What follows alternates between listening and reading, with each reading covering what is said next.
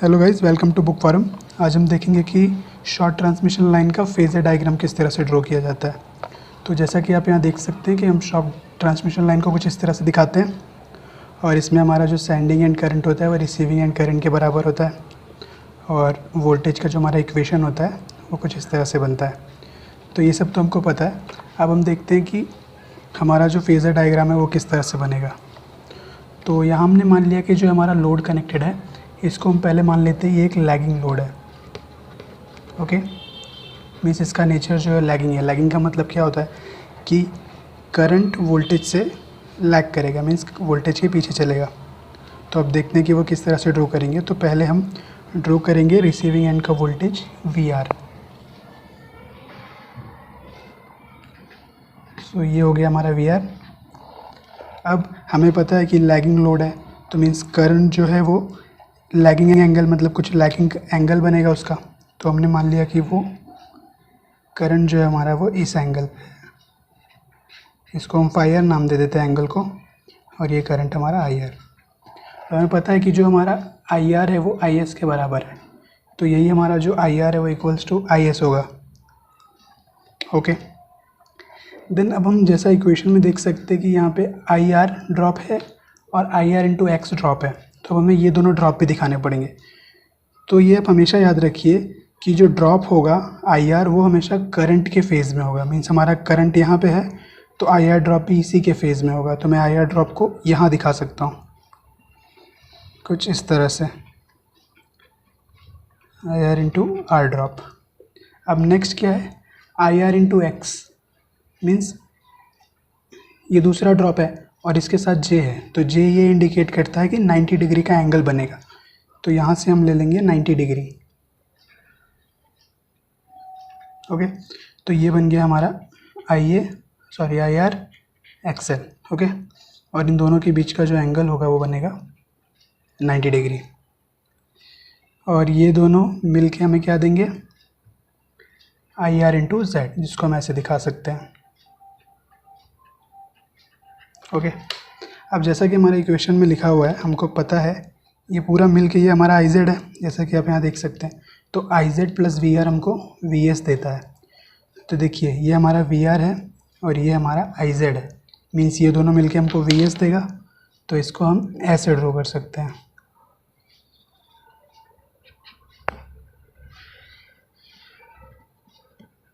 ये हो गया हमारा VS।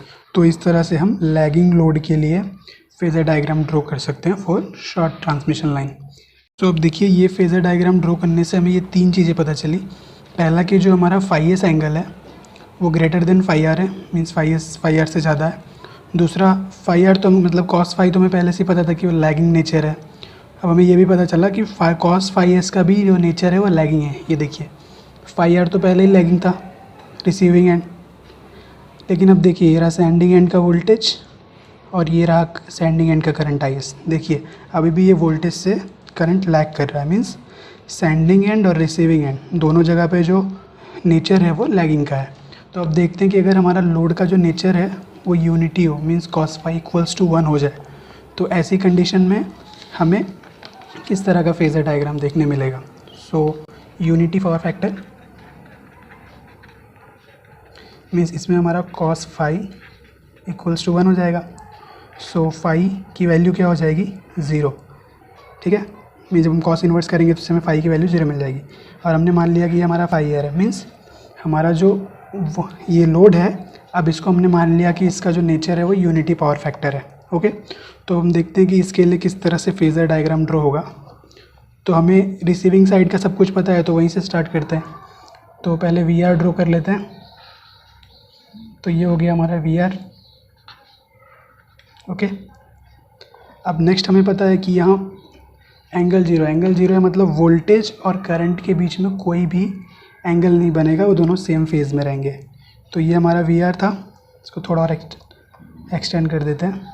ये हमारा VR था, ये अब इसी के फेज़ में करंट बनेगा क्योंकि ये एंगल 0 है। तो ये मैं बना देता हूँ मेरा करंट, IR बना देते हैं, और ये हमारा VR हो गया। नेक्स्ट अब हमें पता है कि हमारा इक्वेशन तो यही रहने वाला है, तो हमें फिर से आई इंटू आर ड्रॉप और आई आर एक्स ड्रॉप ये ड्रॉप दिखाने हैं। तो जैसे हमें पता है कि जो हमारा आई आर ड्रॉप होता है वो हमेशा करंट की डायरेक्शन में होगा। तो अब आई आर ड्रॉप करंट की डायरेक्शन इधर है, तो यूनिटी के लिए आई आर ड्रॉप इधर बनेगा। ये हो गया मेरा आई आर ड्रॉप। ओके, अब नेक्स्ट हमारा क्या है, जे आई आर एक्स। अब ये वाला ड्रॉप, तो ये हमें पता है कि जे की वजह से किस तरफ बनेगा, 90 डिग्री पे। सो ये हो गया 90 डिग्री पे हमारा J I are XL drop.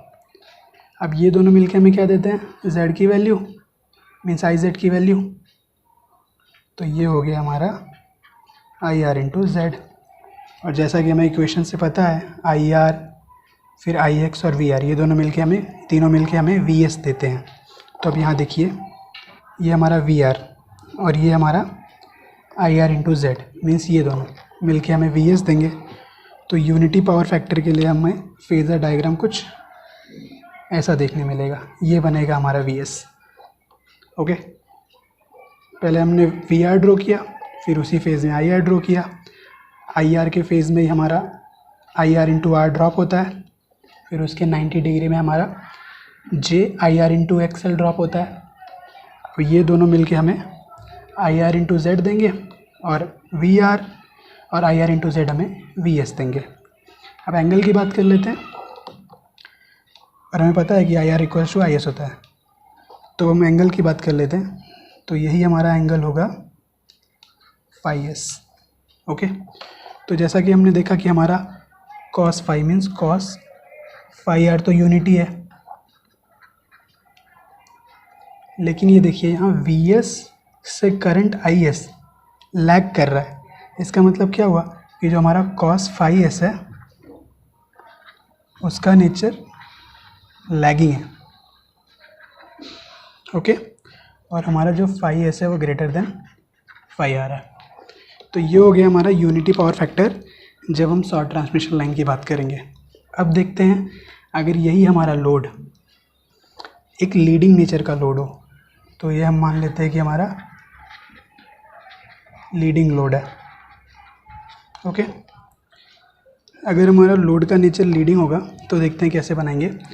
तो अगेन फर्स्ट ऑफ ऑल हम क्या ड्रॉ करेंगे, वी आर, जो मैं ड्रॉ कर देता हूँ आपके लिए यहाँ। ये हो गया मेरा वी आर।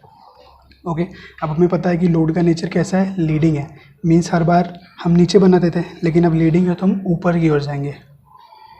तो यहाँ बनेगा मेरा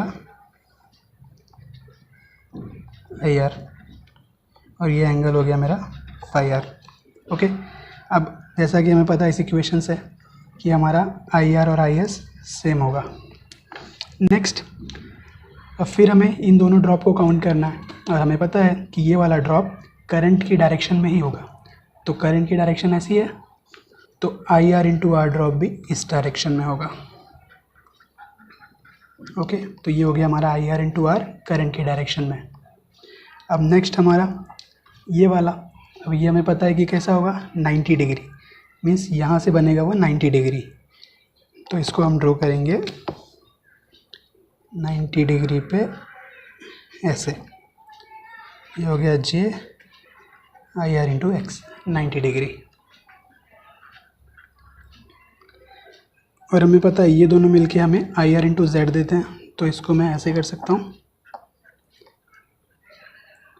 सो सी ये हमारा बन गया आई आर इंटू जेड। अब जैसा कि हमें पता है, ये हम इक्वेशन में भी देख सकते हैं कि आई आर इंटू जेड और वी आर मिल के हमें वी एस देते हैं। तो ये हमारा वी आर है और ये आई आर इंटू जेड है, तो ये हमें देगा वी एस।